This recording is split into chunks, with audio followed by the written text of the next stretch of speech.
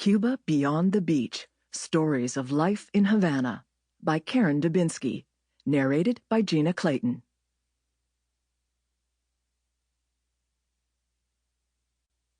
Acknowledgements. Just about everyone I know in Havana made a contribution to this book, so my first thank you is to just about everyone I know in Havana. You are all in this book, and in my heart, in one way or another.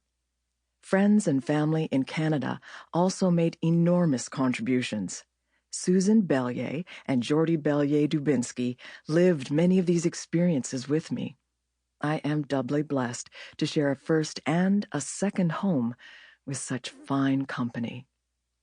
Susan Lord, my co-teacher, once remarked that Havana is just too big for one instructor. Both Queen's University in Canada and the city of Havana are rewarding workplaces, especially Havana, and I am happy to share them with her.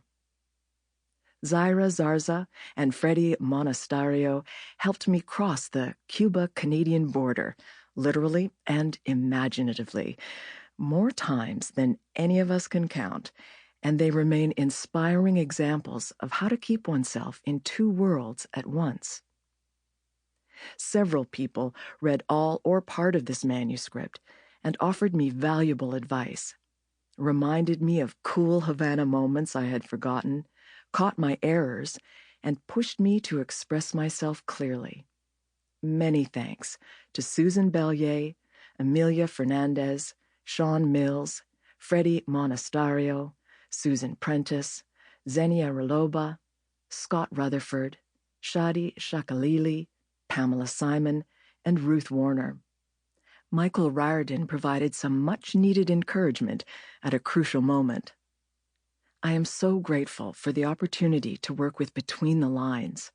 The continued existence of an independent, opinionated Canadian publishing house is a near miracle. Long may you continue. Thanks especially to Amanda Crocker, Marg Ann Morrison, and Robert Clark for their keen editorial eyes.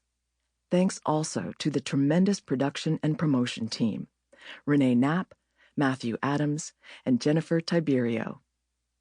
Havana photographer Ivan Soca Pascual gave me access to his considerable archives for the front cover image.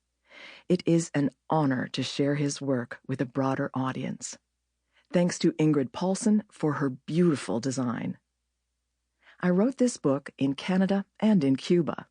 When I was in Canada, I would email friends in Havana, those with functioning internet connections, to confirm a detail or a street name or a translation. When I was in Havana, I was usually without easy internet access, so I would text friends in Canada to Google something for me. In this makeshift way, I managed to be as accurate as possible, but if I got it wrong, it is definitely my bad.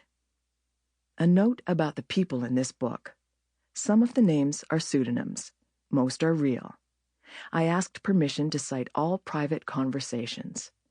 A portion of the proceeds from this book will go to the Queen's Overseas Student Travel Fund, the Sonia Enjamio Award, which helps Cuban students study in Canada and Canadian students study in Cuba.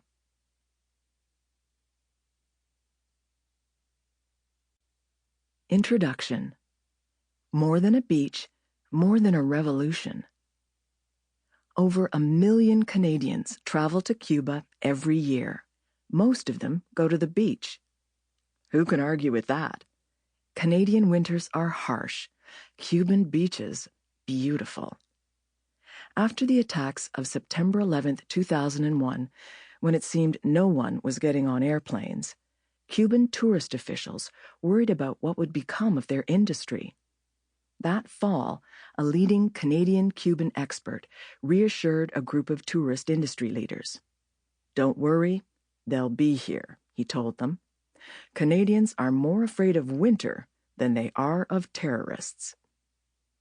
Over a decade later, the Cuban tourist industry is booming, and visitors are increasing. Canada tops the list of tourist-sending nations in Cuba, followed by Germany, the UK, Sample complete. Ready to continue?